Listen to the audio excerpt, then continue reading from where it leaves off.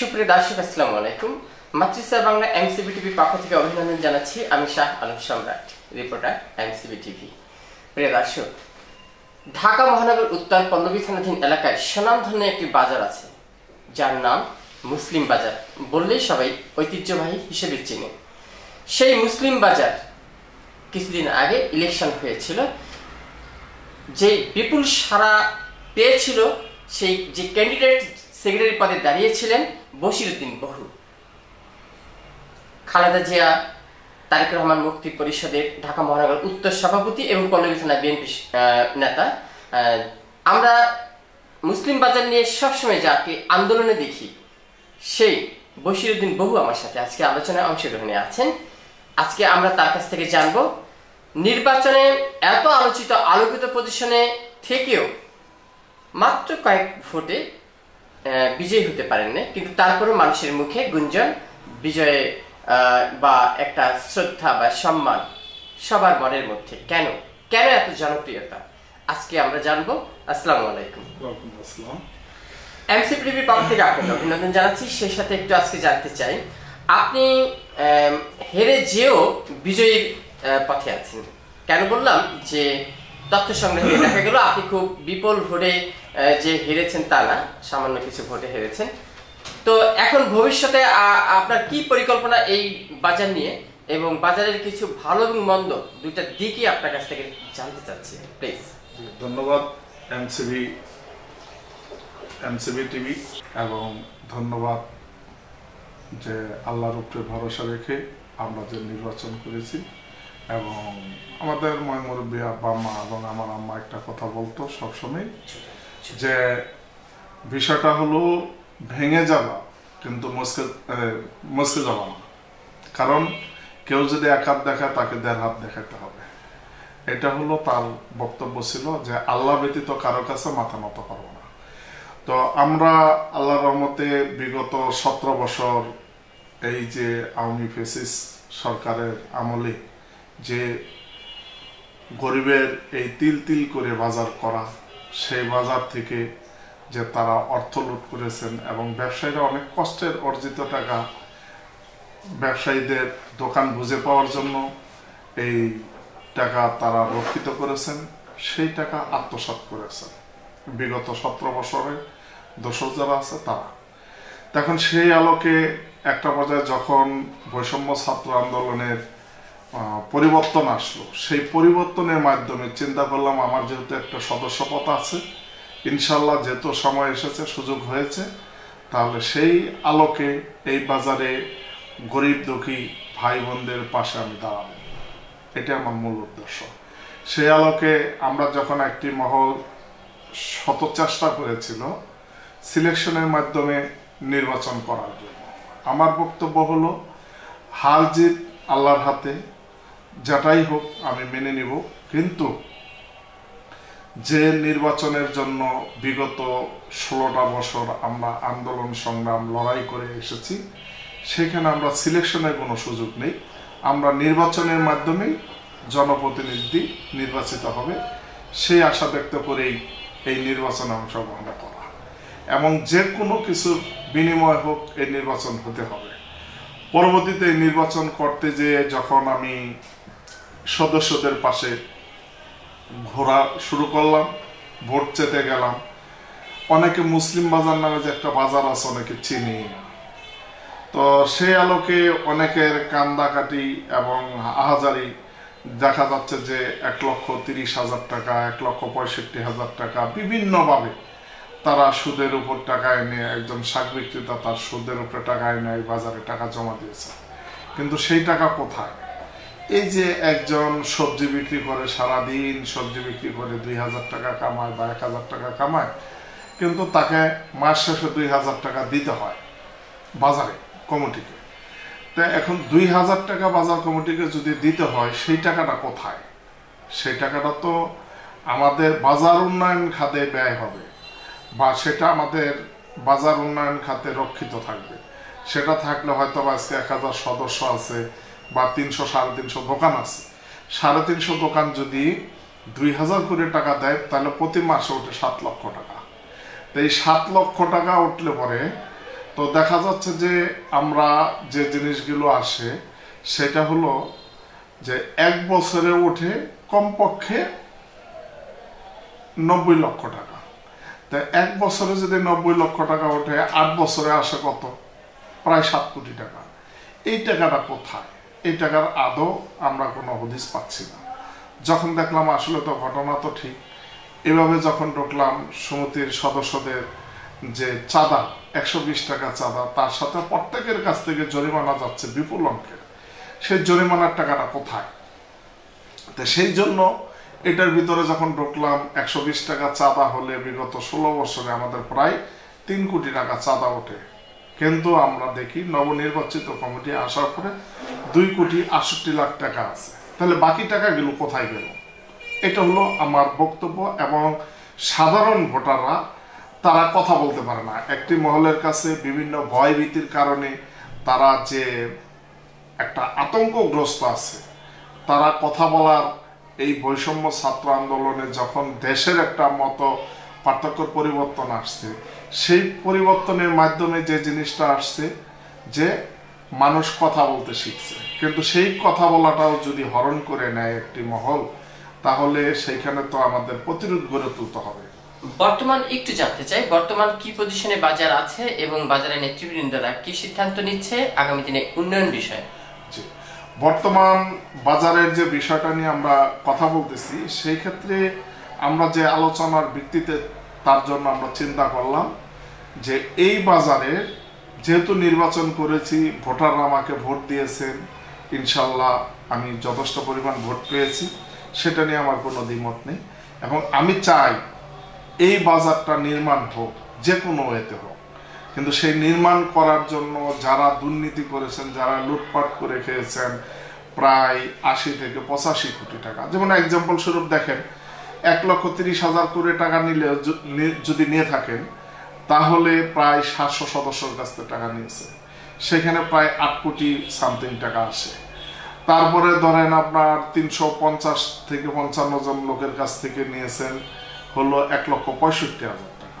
তো সেইখানেও প্রায় 5-6 কোটি টাকার মতো চলে আসে এই যে টাকা। এবং এইখানে যদি 8 কোটি, এখানে যদি 6 কোটি, আর ওইখানে 3 কোটি, এখানে 7 কোটি, তাহলে কত কোটি টাকা হয় আপনি একটা এক্সাম্পল স্বরূপ দেখেন। এবং সেইটার পাশাপাশি আমরা যদি বাজারটাকে ডেভেলপারে দিয়ে থাকে, সেই বাজারটা 100 কাঠা জমি ডেভেলপারকে দিচ্ছে 4.5 বিঘা কমার্শিয়াল স্পেস, যার পার স্কোয়ার ফিট বিক্রি হবে 60,000 টাকা কমপক্ষে। তো সেই জমি যদি আমরা দিয়ে থাকি, 100 কাঠা জমি কিভাবে 5 কোটি টাকা সাইনিং মানি হতে পারে? এটা আপনাদের কাছে আমার প্রশ্ন। যে 100 কাঠা জমি মিনিমাম আমাদের 30 থেকে 40 কোটি টাকা সাইনিং মানি হওয়ার কথা। তারপরে আপনি দেখেন এই পরিস্থিতির মধ্যে যে অবস্থানটা দাঁড়াইছে, সেই আলোকে আমরা দেখা যাচ্ছে এই বাজারকে তারা যে একটা অবস্থানে নিয়েছেন, সেখানে বলছেন ডেভেলপারকে পার্কিং 60%, জমি 60%, এবং 14 তলা বিল্ডিং হবে, 9টি ফ্লোর আবাসিক হবে। সেই 9টি ফ্লোরের মধ্যে তাদের 60%, আর শুধুমাত্র নামমাত্র আপনার যে কমার্শিয়াল হবে 5টি ফ্লোর, বাণিজ্যিক 5টি ফ্লোরকে 50-50 করা হয়েছে। তা আমার প্রশ্ন, 64,080 স্কোয়ার ফিট জমি আমাদের আছে সিটি কর্পোরেশনে যাওয়ার পরে। তাই 64,080 স্কোয়ার ফিট জমির মধ্যে যদি আমরা 14 তলা বিল্ডিং করি, তাহলে বিল্ডিংটা চেপে আসবে, কারণ বিল্ডিংটা তার ফুল জমির উপরে হচ্ছে না বর্তমান নিয়ম অনুযায়ী। তাহলে আমরা 40% থেকে 45% আমরা কাজ করতে পারি। এই 40% এর মধ্যে যদি কাজ করি 25,630 স্কোয়ার ফিটের মতো আসি, সেইখানে আমরা ধরলাম 30,000 স্কোয়ার ফিট আমরা পার ফ্লোরে পাইলাম। তো 30,000 স্কোয়ার ফিট যদি পাই, তাহলে আমাদের 5টি ফ্লোরে টোটাল 1.5 লক্ষ স্কোয়ার ফিট আসে। এই 1,50,000 স্কোয়ার ফিটের মধ্যে 50% যদি ডেভেলপার নিয়ে যায়, 50% যদি আমাদের থাকে, তাহলে আমরা আমাদের ভাগে পাই মাত্র 75,000 স্কোয়ার ফিট। এখন প্রশ্ন, 75,000 স্কোয়ার ফিটের মধ্যে কমার্শিয়াল স্পেস আছে, ভয়েট আছে, লিফট আছে, সিঁড়ি আছে এবং কমন স্পেস আছে। তার পাশাপাশি মার্কেটের গলি থাকে, যেমন একটা দোকান যদি 120 স্কোয়ার ফিট থাকে, সামনে 60 স্কোয়ার ফিট গলিও থাকে। তো এই জন্য আমরা ওইখানে এই 75,000 স্কোয়ার ফিটের মধ্যে 20% আপনি বাদ দেন, তাহলে আপনার থাকে কত? 50-55%, 55,000 স্কোয়ার ফিট থাকে। বাকিটা কিন্তু আমাদের স্পেস চলে গেল। তাহলে 100 স্কোয়ার ফিট ন্যূনতম একটি দোকান যদি হয়, তাহলে সেই দোকানের অবস্থান দাঁড়াচ্ছে কোথায়? সেখানে 55,000 হলে 550টা দোকান হয়, এর বেশি দোকান হয় না। আপনারা ভাগ করে দেখেন, 100 স্কোয়ার ফিটের দোকান হইলে 550টা বা 600 দোকান হইল। তাহলে আমার প্রশ্ন, আমাদের সদস্য সংখ্যা যদি 1000+ হয়, তাহলে বাকি সদস্যদের কি করবেন? বিগত স্বৈরাচার দোসর যে এই আমলীগের আমলে যারা এই বাজারটাকে লুটপাট করে খেয়েছেন, তারা কি করেছেন দেখেন। পুরাতন বাজারে যাদের দোকান ছিল, তাদের দোকানগুলো তারা বিগত সময় তাদেরকে দোকান না দিয়ে নতুন লোকদেরকে দোকান দেওয়া হয়েছে। তাহলে সেখানে 2 লাখ, 3 লাখ, 5 লাখ, 10 লাখ, 15 লাখ করে নিয়ে এই দোকানগুলো দেওয়া হয়েছে। তো ইতিমধ্যে আপনারা খুশি হবেন যে আমরা ইতিমধ্যে যে তদন্ত করছি, বাজারের মধ্যে ঘুরে দেখে আসছি, এবং সেইখানে যাচাই বাছাই করে দেখা যাচ্ছে বাজারের মধ্যে 260টি দোকান আছে। আর আমরা বাস্তবে গণনা করে দোকান পাই 350টি দোকান। তাহলে বাকি দোকানগুলো কোথায়? সেই দোকানগুলো আমরা একটা সামারি পাইছি যে কমিটির যে 12 জন আছে এবং তার বাহিরে আরো কিছু প্রেতাত্মা আছে, তারা মিলে।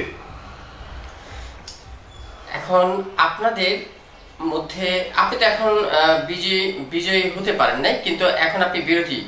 আপনার নেতাকর্মী নিয়ে আপনি আপনার একটা শুনেছি আপনি একটা সংগঠন দিয়েছেন, এই সংগঠনটার নামটা একটু জানতে চাই, এবং এই সংগঠনের মাধ্যমে কিভাবে আগাচ্ছেন? জি, ধন্যবাদ। আসলে আমরা এই কথাটা একটু শেষ করে নিই। যে প্রেতাত্মার কথা বললাম, তারা দেখা যাচ্ছে, আমরা বাজারে জরিপ করে যে বিষয়টা দেখা যাচ্ছে 90 থেকে 95টা দোকান অবৈধভাবে আছে। এবং এই জন্য আমরা বর্তমান কমিটিকে প্রাথমিক অবস্থায় আমরা বলেছি যে দ্রুতগতির সময়ের মধ্যে এই বাজারের যে দোকানগুলো অবৈধ আছে, যারা বিভিন্ন নামে বেনামে খাচ্ছেন এবং দোকানগুলো বিক্রি করেছেন বিভিন্নভাবে, সেই দোকানগুলো দ্রুতগতিতে ভাবে বাজেয়াপ্ত করে প্রথম অবস্থায় সমিতির আওতায় আনতে হবে। সেই সমিতির আওতায় এনে তারপরে সাধারণ সভার মাধ্যমে এটার একটা সিদ্ধান্ত নিতে হবে এই দোকানগুলো কি করা যায়। এবং আপনারা শুনে খুশি হবেন যে আমরা অলরেডি 49-এর জন্য যে 49-এর 1-এর যে বিগত 16 বছরের যে হিসাব নিকাশ আছে, সেই হিসাব নিকাশের জন্য আমরা অলরেডি আমাদের একটা তদন্ত টিম গঠন হয়েছে। সেই তদন্ত টিমের মাধ্যমে 20 তারিখ থেকে আমাদের কার্যক্রম শুরু হয়েছে এবং সমবায় অফিসে এসেছিলেন, সমবায় থেকে মুসলিম বাজারে এসেছিলেন, তারা বিভিন্ন বিষয়ে ইনফরমেশন নিয়ে গেছেন। আশা করি আপনাদের কষ্টের অর্জিত টাকা কেউ মেরে খেতে পারবেন না ইনশাআল্লাহ। এবং এই বাজারে আমরা চাই যে ডেভেলপারকে কেন আমরা এই বাজারটাকে দেব, এই বাজার আমরা নিজেরা নিজেদের অর্থায়নে করব। কারণ আমার যদি এখানে একটি দোকান পাই, আমার তো একটি দোকানই অসম্ভব যে একটি দোকান পাবো কিনা। তো যদি একটি দোকানে না পাই, তাহলে সেই জায়গায় আমাদেরকে প্রতিরোধ গড়ে তুলতে হবে, কারণ সম্পদ আমাকে রক্ষা করতে হবে, আমার সম্পদ। এই জন্য আমরা যে ভাই বললেন যে আমরা একটা সংগঠনের নাম দিয়েছি, সেই সংগঠনটা হলো মুসলিম বাজার ব্যবসায়ী বহুমুখী সমিতি লিমিটেডের ঐক্য পরিষদ। এই ঐক্য হলো আমাদের কোনো সংগঠন নয়, ঐক্যটা হলো দোকান মালিক, ফাইল মালিক, এই বাজারের সাথে যারা সম্পৃক্ত আছেন আমজনতা, প্রত্যেকেই এই ঐক্যর সাথে সমমত প্রকাশ করতে পারবে এবং নিজের সম্পদ নিজে রক্ষা করার স্বার্থে সেইখানে আমরা স্লোগান দিয়েছি, আসেন আমরা সবাই মিলেমিশে দুর্নীতিমুক্ত বাজার করি এবং নিজের সম্পদ নিজে রক্ষা করি। কারণ আমার সম্পদ আমাকে রক্ষা করার সময় এসেছে। এখন আমরা বিগত 40 বছর যেতে এই সম্পদ রক্ষা করতে পারি নাই, বিভিন্ন হায়নারা বিভিন্নভাবে উৎপেতে আছে এই জমিটা গ্রেস করে খাওয়ার জন্য। তাই আমরা এখন যেহেতু সময় হয়েছে, এই সময়ের মাধ্যমে সবাই ঐক্যবদ্ধভাবে আমরা এই বাজারকে নির্মাণ করব ইনশাল্লাহ দ্রুতগতির সময়ের মধ্যে, এবং সকলকে পাশে নিয়ে এই বাজারটা আমরা করতে চাই। সেই পাশাপাশি আমরা এই একটা দোকান না, আমরা যেহেতু মাটির জমির মালিক আছি, আমরা প্রয়োজন হয় এই মার্কেটকে 14 তলা না, আমরা 10 তলাও করতে পারি। সেইখানে করলে আমরা প্রত্যেকের দোকান পেয়ে আমাদের বাজারে বিপুল অঙ্কের অর্থ সম্পৃক্ত হবে। কারণ আপনি দেখেন পাশাপাশি আমাদের মিরপুরে বহু সমবায় সমিতির মার্কেট আছে, যেমন শাহালি কমপ্লেক্স আছে, কোঅপারেটিভ মার্কেট আছে, এদের একাধিক মার্কেট হয়েছে, কিন্তু এদের এক একটা সদস্যের ভ্যালু দাঁড়াইছে কত, 1 থেকে 2 কোটি টাকা। কারণ কি, তারা দীর্ঘদিন করে সঠিকভাবে পরিচালনা হয়েছে বিধায় তারা এই সদস্যের ভ্যালুটা দাঁড়িয়েছে। তো এই জন্য আমি বলবো যে মুসলিম বাজার সদস্য যারা আছেন, একটি কথায় বারবার বলেছি যে আপনারা ভুলে যাবেন না, সম্পদ আপনাদের কারোর চক্ষুর তোকে ভয় করবেন না, ভয় করলে এই সম্পদ হারাইতে হবে। সবাই মিলে ঐক্যবদ্ধ হয়ে আমরা এই বাজারকে রক্ষা করি। এই বাজারের সাথে সম্পৃক্ত থাকার জন্য সকলকে আহ্বান জানাই। বাজার নিয়ে এখনো আপনি আন্দোলনে আছেন, উন্নয়নের গতি বাড়ানোর জন্যই আপনি নতুন একটি সামাজিক একটি সংগঠন দিয়েছেন। তো ধন্যবাদ। তো কেমন আছেন? এবার ঈদমুখী একটু আলোচনা আমরা করতে চাই। আপনি আপনার ফ্যামিলি, বাজার, বন্ধু বান্ধব সবাইকে নিয়ে ঈদ সম্পর্কে একটু। ধন্যবাদ আপনাকে। আমার মুসলিম বাজার ব্যবসায়ী বহুমুখী সমবায় সমিতির সদস্যবিন্দু ও ব্যবসায়ী ভাইদেরকে অগ্রিম ঈদের শুভেচ্ছা, এবং ঈদে যারা বাড়ি যাচ্ছেন তারা যাতে সুন্দরভাবে বাড়িতে পৌঁছাতে পারেন দেখে শুনে এবং যাওয়া, এবং যারা ঈদে বাড়িতে থাকবেন, যারা দেশে না যাবেন, তারাও যেন সতর্কতামূলকভাবে তারাও সেফটি থাকে। কারণ যেহেতু দেশে একটা বিশৃঙ্খলা অবস্থা আছে, সেই অবস্থার মধ্যে আমাদের নিজেদের রক্ষা করার জন্য আমরা একটু সেফলি চলাফেরা করব। এবং তার পাশাপাশি ঈদের আনন্দ আমরা যাতে ভুলে না যাই যে আমরা দেশের যে একটা কালতিনগ্নে অবস্থান করছি, সেই অবস্থানের মধ্যে আমরাও আমাদের দায় দায়িত্বতার মধ্যে থাকে। তাই সকলের কাছে আমি আশা ব্যক্ত করছি যে আমরা যারা বিএনপি আছে এবং বিএনপির পাশাপাশি যে আইন শৃঙ্খলা বাহিনী আছে, আমরা সকলে মিলে আপনাদের পাশে ইনশাল্লাহ আছি, থাকবো, এবং সামনে ঈদটা যাতে সুন্দরভাবে সতর্কমূলকভাবে আমরা শুভেচ্ছা বিনিময় করতে পারি, সকলের প্রতি এই আশা ব্যক্ত করে আমি অগ্রিম ঈদের শুভেচ্ছা ও অভিনন্দন জানাচ্ছি। ধন্যবাদ আপনাকে।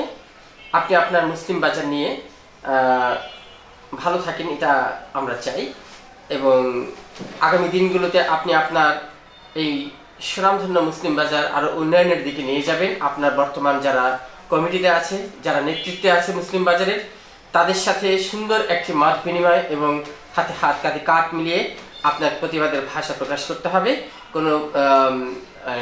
কোনো শত্রুতার কিছু নেই। যে কোনো ভালোর পাশাপাশি একটা খারাপ থাকে, আর তার প্রতিরোধ করার জন্য একটা প্রতিবাদী কণ্ঠস্বর জেগেই থাকে সবসময়, যুগ যুগ ছিল, আজীবন থাকবে। তো ধন্যবাদ আপনাকে। আজকে এই পর্যন্তই, দেখা হবে অন্যদিন অন্য বিষয়ে। ধন্যবাদ আপনাকেও, এনসিবি টিভি। ধন্যবাদ। প্রিয় দর্শক, দেখলেন ঢাকা মহানগর উত্তর মুসলিম বাজার, যে পল্লবী থানাধীন এলাকায় যে সুনামধন্য বাজার মুসলিম বাজার, সেই মুসলিম বাজারের উন্নয়ন, চলমান উন্নয়ন নিয়ে বিশেষ প্রতিবেদনটি দেখার জন্য অভিনন্দন আবারও জানাচ্ছি। আমি ছিলাম আপনাদের সাথে এতক্ষণ Shah Alam Samrat, reporter, NCB TV online YouTube channel. ধন্যবাদ।